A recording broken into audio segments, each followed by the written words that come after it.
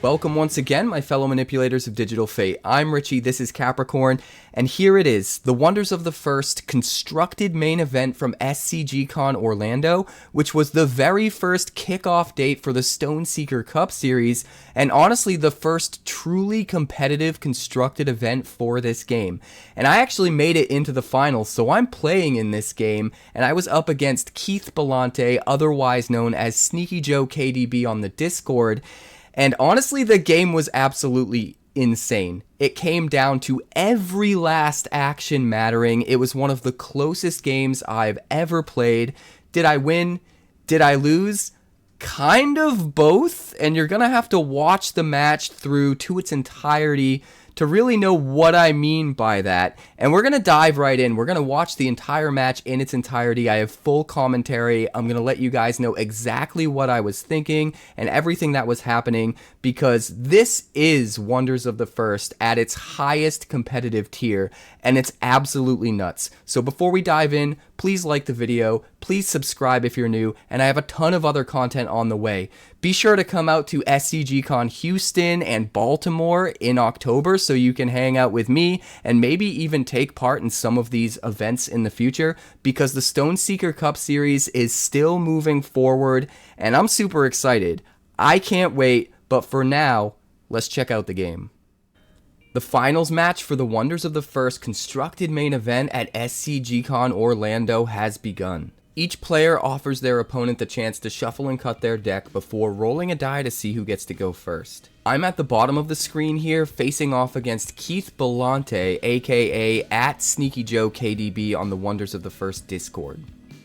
We actually both rolled 14s and then had to re-roll, with Sneaky Joe beating my die roll the second time and choosing to go first, which meant I got to choose which side of the board we started on. I decided that Realm 1 would be on the left side, and then we each drew a hand of 7 cards. Choosing whether or not to mulligan and how many cards to mulligan in a game like this at the top tier of competitive play is incredibly important. If there are certain cards that you definitely want to see in the first half of the game, it's really important to mull as many cards away as possible so that you're digging that much closer to those cards, even if they're not in the batch of cards that you redraw when mulliganing. I decide very quickly that I want to toss away 2, and I'm thinking hard about a third card. It looks like Sneaky Joe only wants to toss back 1, burying it on the bottom of the deck and redrawing that 1 card. But I really want to toss away a third card so I can get that much closer to the things that I need in the first half of the game. Finding the right card is the tricky part. But I've made my decision. I'm going to toss back these 3, burying them on the bottom of the deck, and redraw 3 cards. Like I said before, even if what I need in the first half of the game isn't in these 3 cards, I'm now 3 turns closer to drawing it. We'll start the game, we'll each draw a card for the round, and Sneaky Joe will be on the play. Thinking hard about his first play here. It will almost assuredly be a land. He decides to play a Quiet Creek, which means that once he has 2 lands in play and turns that Kingdom 2 ability on, whenever he plays a Patria Wonder with cost 2 or less, he gets to put a +1 counter on it. I'll follow up by playing a land of my own, a Glacium Keep, giving me access to a Foulwind Link, and then he'll spend an action to draw a card, and I'll follow up by playing a Thought Tempest, so I get to draw 3 and put 1 back on top. This gives me much more card advantage than him at this point in the game, as he had to spend 1 action to draw just 1 card, and I got to spend 1 action to draw essentially 2.5. Looks like he's going to spend his last action dropping a Resonance Reach, a second land in Realm 1, and I will follow suit and also drop a second land, Oakthorn's Elysium. And that will be the end of round 1. It is the beginning of round 2. The second realm is unlocked, the second stone is up for grabs. We'll both go back up to 3 actions here. Neither one of us has an energy lead on the other. Both stones are unclaimed, and we draw a card for the round. Sneaky Joe will still be on the play since nobody claimed a stone last round. The question is, What is he going to start with? Is he finally going to drop a Wonder? No, he uses his first action to draw a card.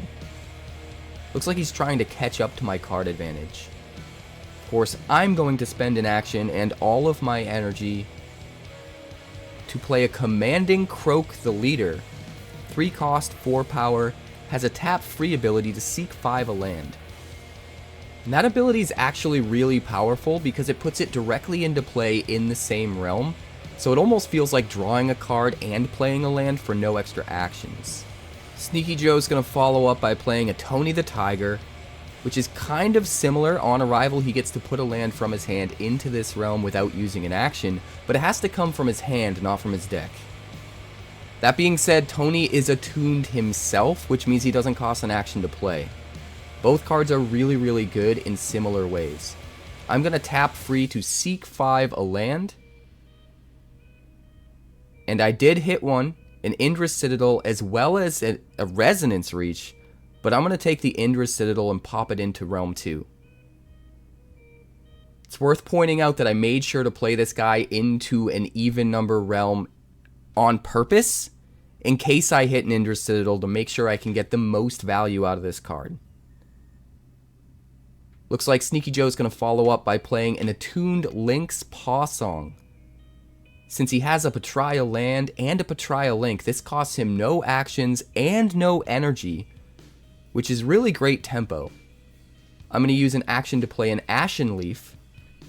2 power, on arrival, put a shield counter on target land, protecting my Indra's Citadel, and I also have access to harvesting the Ashen Leaf himself later on to gain an action back. Sneaky's going to use an action here to draw a card, and it's worth pointing out that every single card he's played so far this round has attuned, so he has an abundance of actions. He actually still has 1 left. I also have 1 action left, and I'm thinking carefully about my next move. We both have a ton of action potential stockpiled in our lands. I decide to pass, forcing him to make the first move so that I can follow up by attacking in Realm 2 and be the last person that claimed a stone going into Round 3. He decides to use his last action to attack in Realm 1, and I decide to use my last action to attack in Realm 2. Which is honestly exactly what I was hoping for. He's going to harvest his land, get an action back, and now I have to think very hard about whether or not I want to meet him and harvest my own action to get out in front of whatever his next potential play is, or just allow him to use up his resources to get a leg up in Round 2, knowing that I'll go into Round 3 having more resources than him, forcing him to harvest some of his lands while I didn't. It's honestly a tricky decision, and I don't think there's a right answer, although depending on what I have in my hand, there is definitely a more right answer. And I do decide to harvest one of my lands. Sneaky Joe uses his final action from his harvest to play another land. And he's going to put it right into Realm 2 there, Cedar Shade Ruins. So all of his wonders in Realm 2, once he gets to 5 or more lands, which he's only at 4 right now, so he does need 1 more, they'll all basically be unable to be nullified. The question is, what do I use that 1 action I harvested for? I'm going to use it to drop another land, the Blazing Phoenix Pub. And that's going to end Round 2. We'll go into Round 3. The 3rd realm is unlocked. The 3rd stone is up for grabs. We're back up at 3 actions. We each have 4 energy. And we draw a card for the round.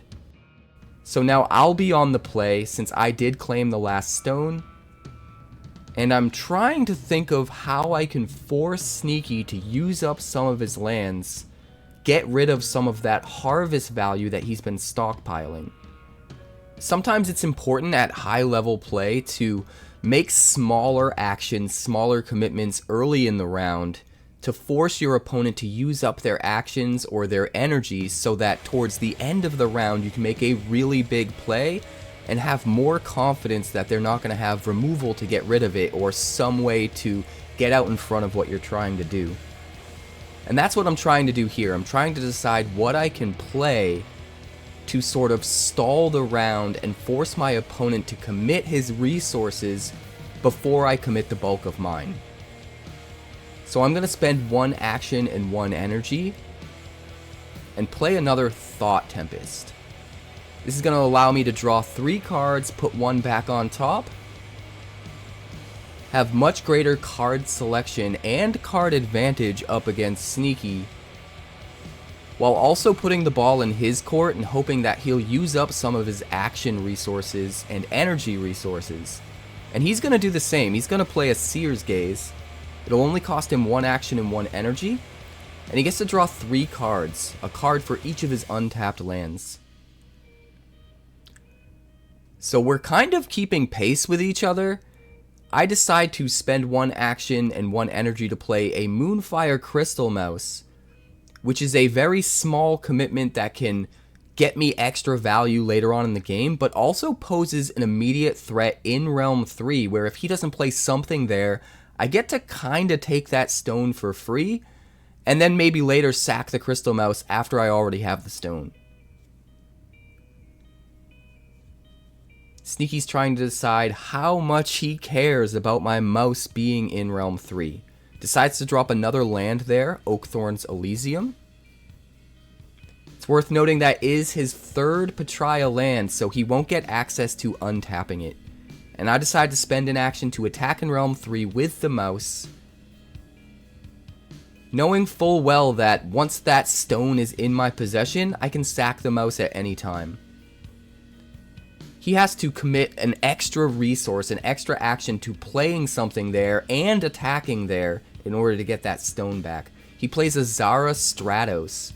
4 power, but on attack you may move target equipment you control to any target wonder you control.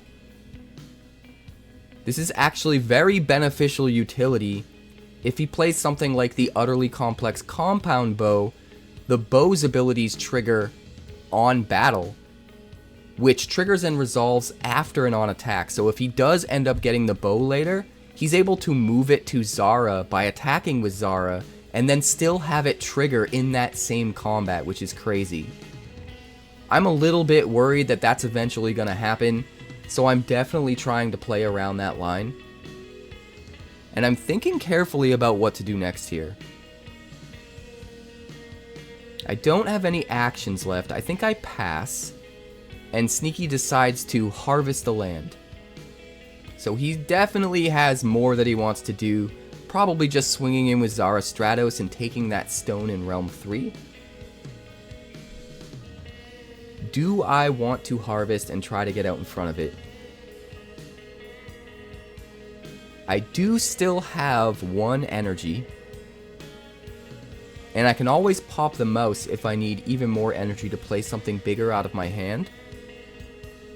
But the question is, do I want to blow all that value now, or save it for something even more impactful in round 4? I decide to harvest my pub and untap my Commanding Croak, which I think is a really smart play. Not only does it give me an action here to try and get out in front of what my opponent's trying to do, but it resets the Commanding Croak so I can find even more land. Sneaky's thinking carefully about how he responds to this newfound information. He knows I can do something after he makes his move, but he doesn't know what. He decides to attack in Realm 3, take that stone back from my mouse, and now the ball's in my court. I use my last action and an energy to play Betrayer of Ironskin Clan. Very, very powerful card when used right. Every single time a player harvests, I can gain an energy, and that works if I'm harvesting or if my opponent harvests. And it's not just for land either. I decide to tap free my Commanding Croak again, seek 5 a land, I find both Cedar Shade Ruins and the Eyrie. And I think I'm going to decide to go with the Cedar Shade Ruins here. Just sort of protect everything that I have going on in Realm 2. Making all of my wonders there so that they can't be nullified. And I do have 5 lands right now, so it's active right now with that Kingdom 5 ability. So we're both out of actions. Sneaky needs to decide if he wants to do more this round and harvest one, or if he wants to just take it to round 4. In fact, I need to decide if I want to do more this round. I could harvest even more, build up some energy with the Betrayer, so that I can play something big, and maybe swing back again. There is so much potential for plays this round, it's kind of crazy. And I do decide to harvest a Glacium Keep, as well as my Ashen Leaf. So that'll give me 2 actions and count as 2 harvests, giving me 2 more energy, bringing me back up to 3. Sneaky needs to decide if he wants to get out in front of all of whatever I'm trying to do, or if he wants to just let me have it and save his resources for round 4. He decides to harvest a Resonance Reach, gaining an action and also putting a shield counter on his Zara Stratos. Definitely wants to protect that, which is an indication to me that he has at least one powerful equipment in his hand. Now I have options with my 3 energy and 2 actions. I decide to spend an action and all of my energy to play a KEITH into Realm 3. This will allow me to untap my Blazing Phoenix pub, as well as put an additional 4 power into Realm 3 that I can use to put pressure on the stone there. Not to mention the fact that KEITH's just one of the best cards in the game and can also be harvested to get an action back later on. She just kind of does everything, which is honestly nuts. Sneaky's trying to decide if it's worth it for him to try and get out in front of what I'm doing, or just cut his losses. And I think he decides to cut his losses, playing a land into Realm 1, and then I attack in Realm 3, seizing the stone with my 7 power to his 4. That will end the round and bring us into round 4. It's round 4, the 4th realm is unlocked, and the 4th stone is up for grabs. We're both back to 3 actions. I have an energy lead now, 6 to his 5, and we both draw a card for the round. I'll be on the play since I was the last person to claim a stone in Realm 3. And I think I'm mulling over the possibility of just passing and letting Sneaky Joe make the first play. Again, hoping to run him out of actions while I still have actions left to use. That being said, I think I found a better line, so I'm going to spend an action. And I'm going to line up what I think is going to be a pretty effective play, a Luminous Scarab in Realm 1. If we can get that out early and let it stick and do its thing, it can absolutely take over the entire board. 6 power, and every time it attacks, you put a null counter on target land, which takes away its link and takes away its ability to be harvested. Extremely oppressive, being able to lock down all of his lands potentially over the course of the game. And it's also really hard for him to play new lands, because every time he does, I can just attack in Realm 1 and null it so he can never get that action back. Sneaky's thinking hard about a pivot now. He absolutely needs to find an answer to Luminous Scarab. Or at the very least, he needs to find a play that can match what I did and be just as oppressive to me. Maybe even just playing his own Luminous Scarab.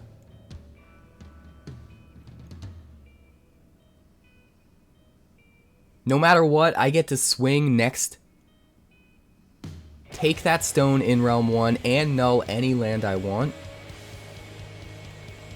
Which will probably be that Harmonic Canyon Refuge. And he sees it coming, he can't deal with the Luminous Scarab, so he harvests everything. going up to 6 actions. This is kind of what I want. Force him to use up all of his lands, harvest everything early so he has nothing saved up for the end game. And even though he has a huge action lead this round, I still have a ton of lands to harvest as well as a Calyth, and I can make up for it later in the game. Attacking in Realm 1, taking the stone. I'm going to put a null counter on that Harmonic Canyon Refuge. Makes sense so that we can shut down that Kingdom 4 ability. That ability could potentially nerf everything in that realm on my side later on in the game.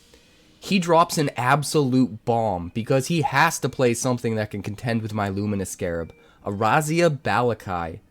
6 cost for a whopping 9 power. It's attuned Patria, so he didn't have to spend an action to play it, which means he has all 6 of his actions left. And it has a tap-free ability to buff something +5 and debuff another thing -5. He could potentially kill one of my wonders, while also making something else stronger, and he can split that up among whatever realms he wants. I try to get out in front of it, harvest my Calyth, worried that he's going to use the tap-free ability to kill the Calyth and take away one of my potential actions. Although in hindsight, I think this is my first play mistake of the game. I think sacrificing the Moonfire Crystal Mouse instead and making sure I can get those extra 2 cards drawn and get those extra 2 energy is probably more important than the 1 action from Calyth. And he sees this and takes advantage of it, killing my mouse and buffing up his Zara so that he has enough power to attack in Realm 3 now.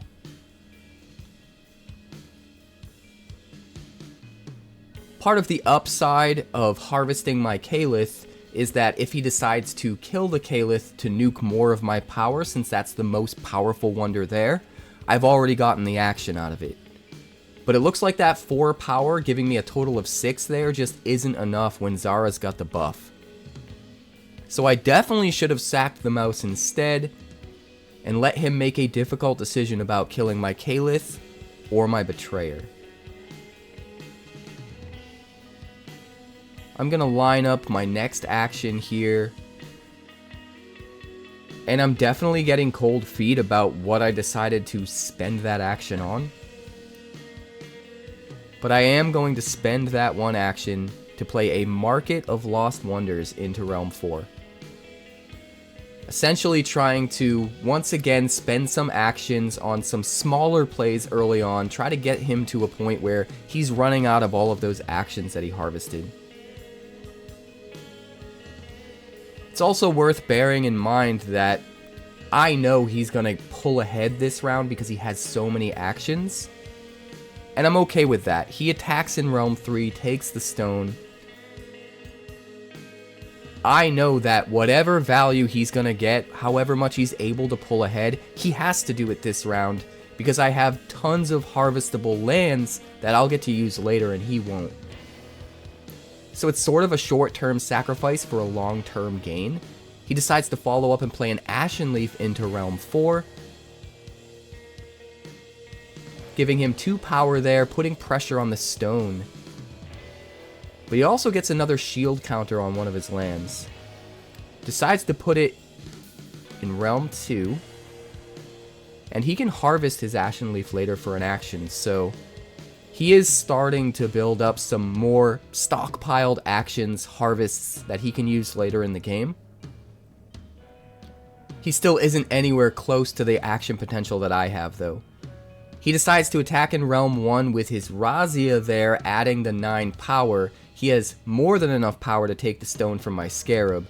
And I follow up by playing an attuned Master Feyrid, which on arrival can untap any wonder, and it's attuned itself, so I don't even have to spend an action. I untap my Commanding Croak, which I can use later to fetch another land from the top 5 of my deck.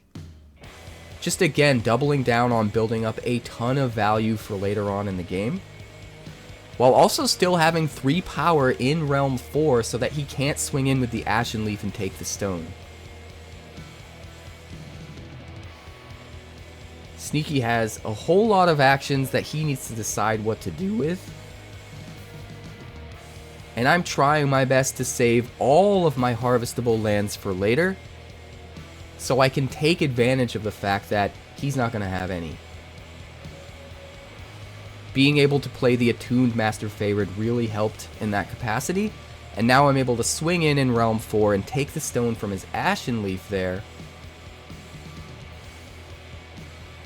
Looks like he draws a card. And I'm probably just going to pass and let him do whatever he can do with the actions he has left, knowing full well he's going to be at a huge disadvantage later on. Looks like I changed my mind. I decide to use the tap free ability on the Commanding Croak, seek 5 a land. And I did find a land, hitting an Oakthorn's Elysium, which has to go into Realm 2. But since it's my 3rd Patria land, it will untap that first Oakthorn's Elysium, giving me even more action potential for the endgame. I have an insane amount of stockpiled actions now, and I know that I'm going to be ahead for every single round for the rest of the game. So I'm heading into round 5 pretty happy with how things turned out. It's the beginning of round 5, the 5th realm is unlocked, the 5th stone is up for grabs. I will be on the play since I claimed the stone in 4 after he claimed the stone in 1. We both have 7 energy as well. And that buff from the Razzia on the Zara is gone because it was only until the end of the round. We both drew a card for the round. What am I going to do with my first play? That's the question. It's getting to that point in the game where every single action counts, and the smallest mistake could cost you the entire game. So I have to think very, very carefully about every single action that I'm taking. I decide to spend an action to draw a card, trying to keep my action advantage and force my opponent to use up the resources he has before I drop my more powerful cards. Will he take the bait and drop something expensive? He does. A Murkmire Incarnate. Although this is not the expensive thing I wanted him to drop. 8 cost, 8 power, on arrival, tap all lands. He just took away all of the action advantage that I had built up for the entire game.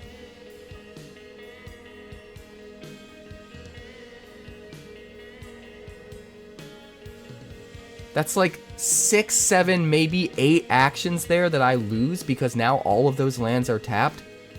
A perfect play for him. A panic button, if you will. If your opponent has more untapped lands than you, you drop the Murkmire, level the playing field, and that's exactly what he did. It also has a sacrifice action ability that can destroy all tapped lands, but he does have to use an entire action to use that ability, so I don't know if he's actually going to want to. Either way, just having that 8 power in Realm 5 is a huge swing. Especially when he's actually winning now. I was in a much better board position with all of that action potential, but with all of that taken out of the way, being 2 stones to 2 stones with him having the stone in Realm 1 actually puts him in the lead. And now I have to claw my way back, and it feels almost like it's round 1 again, with me having to build up an action advantage from nothing and try to prevent him from getting an action advantage at the same time. That Murkmire is a huge hurdle. I'm going to spend an action, play an Ethereal Grove in Realm 5, and I'm going to copy my Market.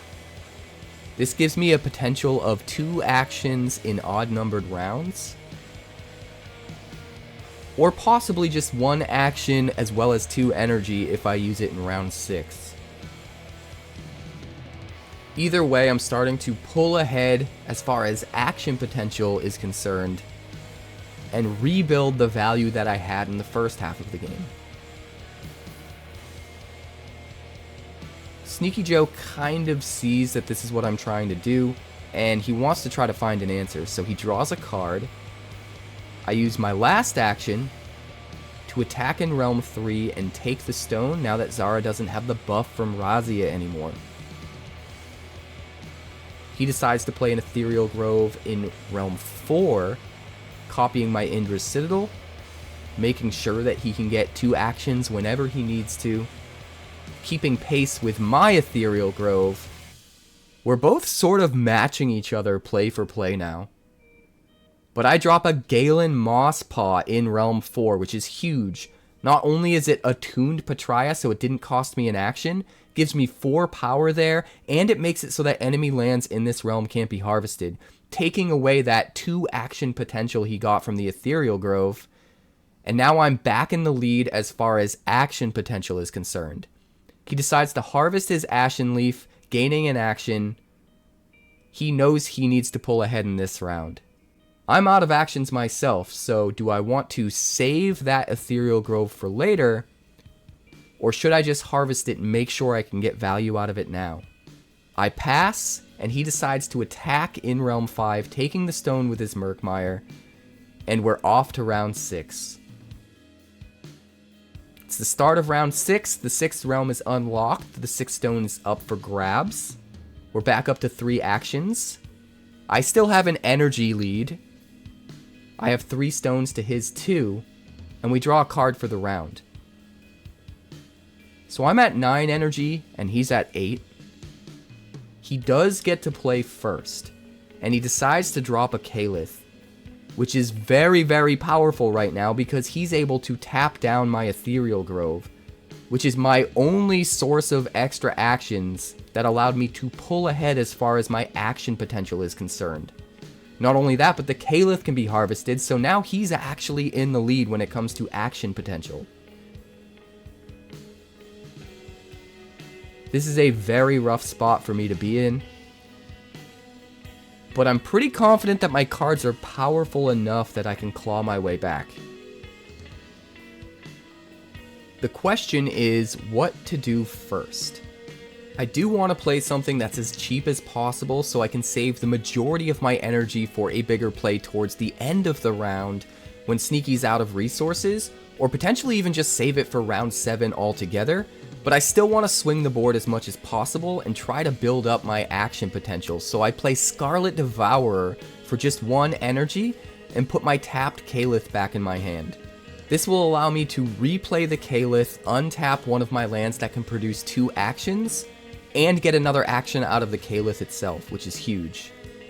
Sneaky Joe decides to play Eye of Patria, so now his lands can't be targeted by opponents. So even if I did want to use the Kalith to tap down his 1 remaining land, which I don't really need to because of the Galen Mosspaw, I wouldn't be able to now. But more importantly, the Eye of Patria is insanely big, getting a +1 buff for every land in all realms, even mine, which is just nuts. It almost doesn't matter how much power it has at this point because it's so much power that I basically have to give up on Realm 4 entirely. Unless I find some way of effectively nerfing his Eye of Patria into the ground. Which I might just have an answer for, but I'm not quite ready to pull the trigger yet. Instead, I'm going to spend an action in 3 energy and replay that Kalith that I bounced to my hand almost immediately, giving me a whopping extra 3 action potential off of 1 play, because this will untap one of my lands that can be harvested for 2 actions, as well as being harvestable for 1 action itself. And since he can't harvest his only untapped land over there, he only has action potential of 1 extra action from his own Kalith, which is honestly kinda nuts. Gives me a total of 11 power in Realm 3, and he plays a second Kalith into Realm 3, tapping down my land, taking away that action potential that I just generated. We really are just going pound for pound, matching each other's plays perfectly. It's actually kind of insane how close this game has been. I drop another land in realm 6, an Indra's Citadel. I'm trying as best as I can to get ahead on actions going into round 7. He harvests his Kalith, gaining another action, and he's not making it easy for me, essentially countering almost every play I've made this round. He's going to attack in realm 4 with his giant Eye of Petraea, take the stone there, and now he's in the lead as far as stones. He's going to harvest his other Kalith. Now he has no action potential left untapped. One action left. And I still have an action potential of 3 from my Kalith and my Indra's Citadel. So I am looking good going into round 7. But he's doing everything he can to get ahead before that happens. Attacking in realm 3 and making sure he has a stone lead of 4 to my 1 going into round 7. This puts me in a very tough spot, but having 3 more actions than him does give me some confidence that I can pull it out with powerful enough plays. We're going into round 7 here. The 7th realm is unlocked. The 7th stone is up for grabs. And we go back up to 3 actions. I'll only be at 8 energy, whereas he has 11. And we both draw a card for the round. That being said, I do know that I have a very powerful play left in my hand, and I know that if I play it just right, I can swing this game back in my favor, especially with me having access to 3 more actions than my opponent does. The question is how and when to do it. I think it's time to pull the trigger right away. So I play the Wind Reaver into realm 7, and I gain control of the Murkmire. An absolutely insane swing that is going to give me power to swing in and take stones in 2 different realms at the same time. But even more than that, I'm eyeing the extra potential of the Murkmire to have that sacrifice action payoff, nuking all of the lands, destroying every land in play, at least every tapped land, and making his Eye of Petraea super small. So I harvest my Indra's Citadel, go back up to 4 actions, and Sneaky's going to pass. I attack in realm 5, take the stone with the Murkmire, and when he passes again, I'm going to use another action to immediately sacrifice it and destroy all tapped lands. I actually think this was my next play mistake this game. I was too tunnel visioned on the idea that sacrificing the Murkmire and nuking all of the tapped lands would reduce his Eye of Petraea to an insanely low power, I think only 3, maybe 4, and make him vulnerable to attack in realm 4, so that I could have a chance at stealing this game back. But in hindsight, realm 4 is not where I wanted to focus my attacks. And you'll see when we get to the end of the game that if I didn't sacrifice that Murkmire, not only would I have an extra action available to me, but I would have all of my lands still in play, which does end up being relevant. He decides to play another Tony Fortune Hunter Thickfur into realm 4, giving him 4 more power there, and triggering its on arrival ability, so he gets to put a land from his hand into that realm without using an action.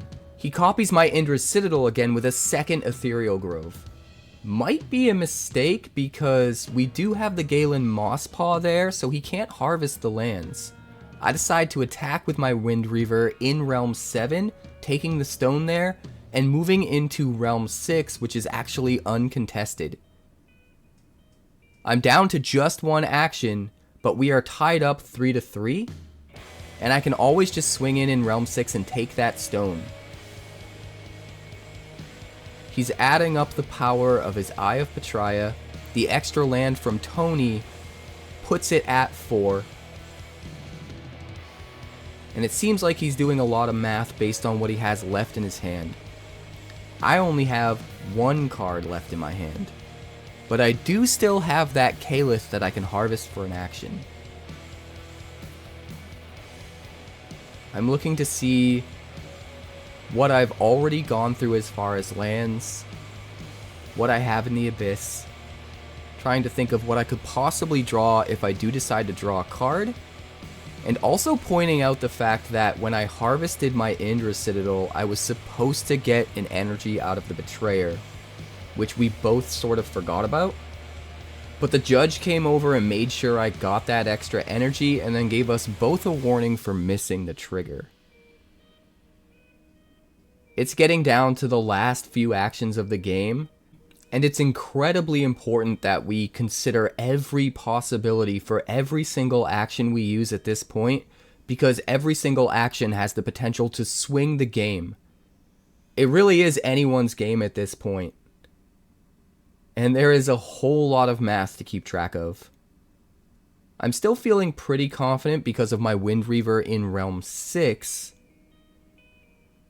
And it also seems like I'm holding the stone in Realm 2 pretty successfully. That being said, Sneaky Joe is one of the best players in the world, and I'm sure he has some tricks up his sleeve. So I'm a little bit paranoid trying to decide what to do with my final actions. If I commit to attacking with that Wind Reaver in 6, that's pretty much it. I won't be able to do another attack for the rest of the game. I will still have one harvestable action, but having to play something to buff up my realm's power high enough to actually successfully attack and take a stone, and still be able to attack and take a stone, will take more than one action. So I'm a little bit scared. And a whole lot of paranoid. And it seems like Sneaky Joe knows it. There's no way I have a chance in 4. Which is why I mentioned earlier that I think using a tap action, sacrifice action ability to sacrifice the Murkmire and get rid of all of the lands to nerf the Eye of Betrayer was a bad play. Either way, I'm going to tap my Kalith, generate another action, go up to 2, and now it's really getting down to the wire. I'm not even entirely sure what to do next, but I'm starting to realize that if he has any way at all to put more pressure into and swing and take the stone there, I lose. Unless I can somehow take the stone in Realm 1. I'm going to try to drag this out as long as possible, spending an action to play an Ashen Leaf in Realm 3, putting a shield counter on my only remaining land, the tapped Indra's Citadel, and also giving me 2 more power in Realm 3. My opponent has 12 there, and I believe I have 13. So that does force him to have to make a move and shore up his defenses in Realm 3, or else I have the potential to take the stone there. He sees this and he plays a Mountain Ridge Mammoth. It costs a whopping 5 energy even with his link, but it's a tuned Betrayer, so it doesn't take an action to play. 8 more power in Realm 3 is way more than I can handle at this point, as I'm running out of gas. I have no cards left in my hand. I harvest my Ashen Leaf to get an action back, and now I only have 2 actions left for the rest of the game. And Sneaky also only has 2 actions. It really comes down to this. If I take that stone in Realm 6 and he has a way to take my stone in Realm 2, it's over. He wins, and I know it. And I know that the chances are very high that he can put something into Realm 2 with 1 action so that he can use his last action to attack there. So I have to take a last-ditch effort and hope to top deck a Razzia, calling my shot like Babe Ruth. It's the only card I can think of that would be an out, because the Attuned on Razzia would allow me to play it without using an action, which means I can use that last action that I have to attack, potentially in Realm 1, taking the stone there, while also having access to Razzia's tap free ability to make sure I can hold that stone no matter what kind of pressure he puts there. It's my only out, and I know it. I call my shot, I drew my card, I'm staring at it. Any guesses as to what it is? we're adding up all of the math in every single realm, just so that I can be 100% sure that the card that I'm about to play is best played into realm 1. If there's a chance for me to take 3 or 4 instead, it might be better. Whichever realm I'm the closest to in power is where I should try to push as hard as I can and hope that it's enough. And after doing all the math, I'm confident it's realm 1, and I slam the 𝐅𝐈𝐑𝐒 into realm 1. I actually drew the card I needed. Insane. I couldn't believe it. It felt like a movie. The attuned Pariah allows me to play it without using an action, so that I can play out the whole rest of the game exactly the way I just detailed it.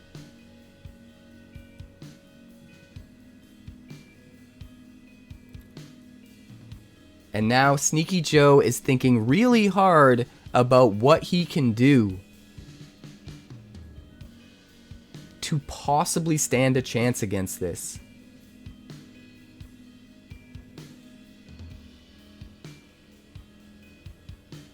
He's making sure to note the fact that the Ethereal Grove is copying the Indra's. So I use my last action to attack in realm 1. Take the stone.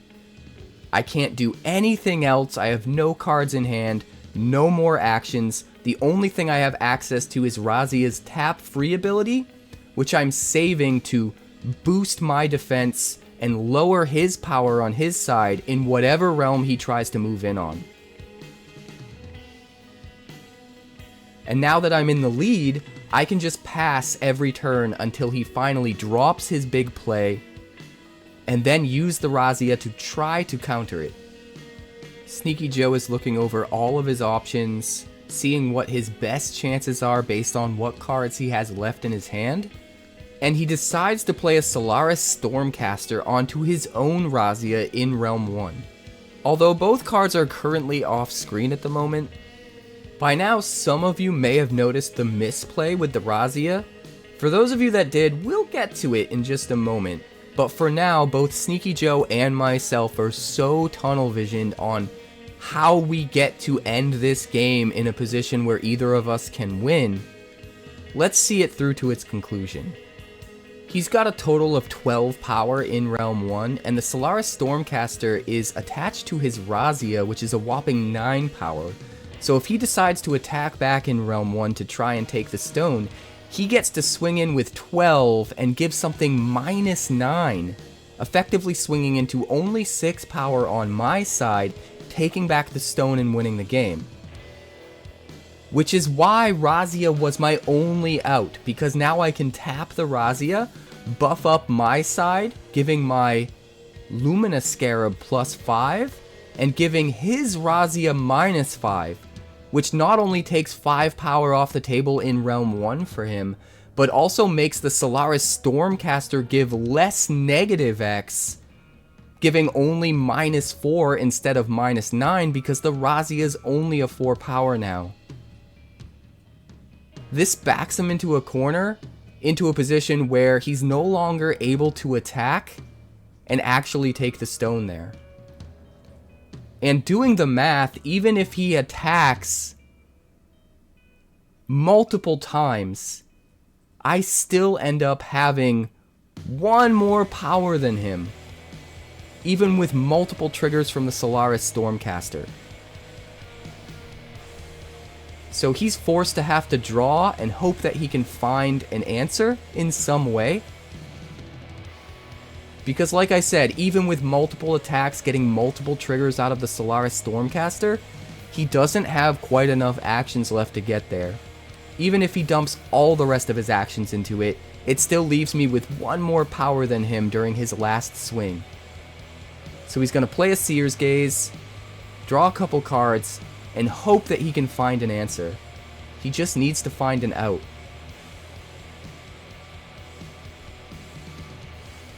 And it doesn't look like he found one. He's got 1 action left.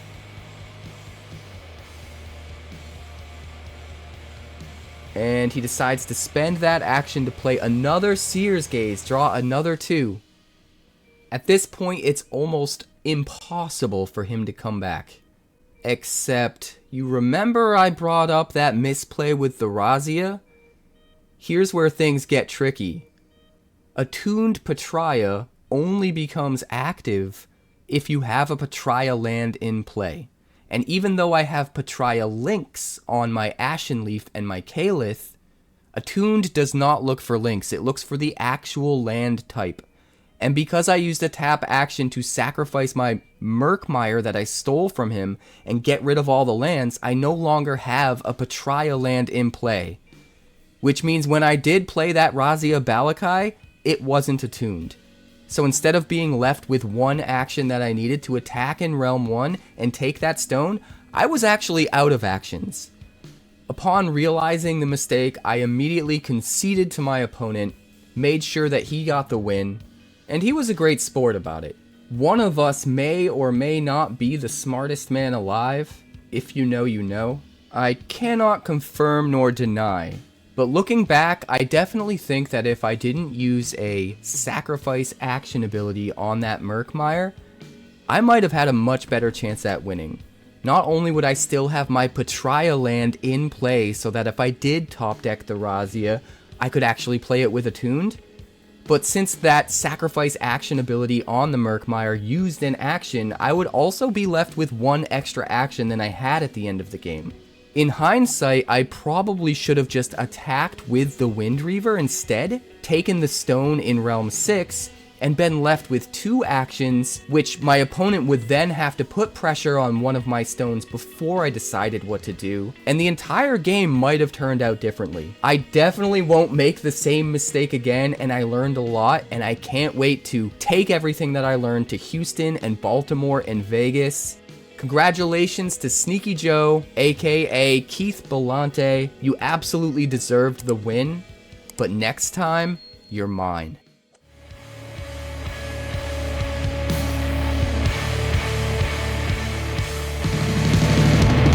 Thanks so much for checking out my channel. I'd like to give a huge shout out to all of my patrons over at Patreon. Without you guys, this channel would not be possible, so honestly, thank you from the bottom of my heart for all of your contributions. If you haven't yet, like and subscribe. The more likes we get and the quicker we get them, the bigger this channel will grow and the faster it will grow. I'd love nothing more than this channel to become something very special for you guys, but it's entirely up to you how fast that happens. Also, if you'd like more deck text, that's somewhere over there. And if you'd like to see what else the channel's been up to lately, that's somewhere up that way. Also, subscribe, circle below, do all the things.